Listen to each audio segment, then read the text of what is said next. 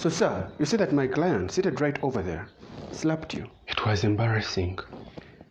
He hit me in front of everyone. Can you prove it? Can you prove that he slapped you? What do you mean, can I prove it? There is security footage. There is security footage, everybody saw it. Your Honor, may I present to the court the dictionary definition of a slap? A slap is defined as to hit or strike with the palm of the hand, or a flat surface. When we reviewed the footage of the incident, all we could see was my client's hand moving towards this man's head like this. The part that came in contact with his head was this part, not the palm. So that just takes out the first definition of a slap, hit with the palm. The second definition is hit with a flat surface. This is the part that got in touch with the client's head. But when we took this hand of my client and we went and examined it with a micrometer, we found that there are ridges on the knuckles. So it's technically not a flat surface. So what does he mean that he was slapped? Yet a slap is to hit with the palm or with a flat surface, neither of which was on my client's hand or in the footage. So what are you talking about? What are you blabbing about?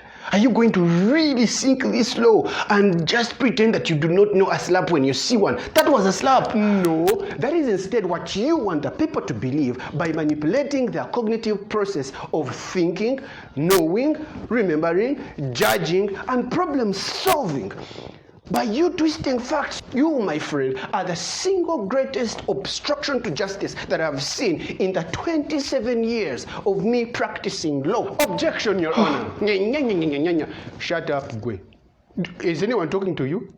You think Your Honor is your grandmother? Your Honor, if you could be so kind to look at the projector of the court right now. It is displaying a picture of my client in hospital.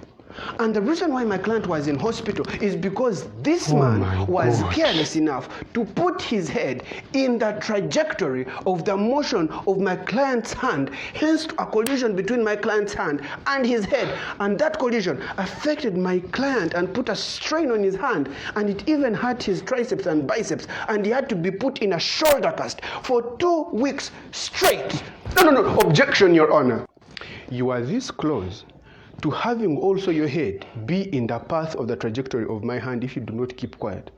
Your Honor, it's because of that simple reason, the one that you're seeing on the projector of the court, that we are countersuing this man for damages and compensation because of A. What is he talking about? Hospital bills of my client need to be paid. He paid a great deal.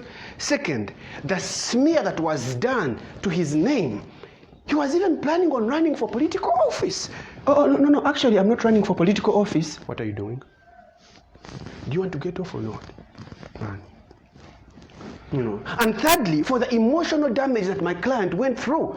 My client was in a shoulder cast for a whole week. Do you know how that traumatizes you? He would come back home and he wouldn't even be able to grab the buttocks of his wife.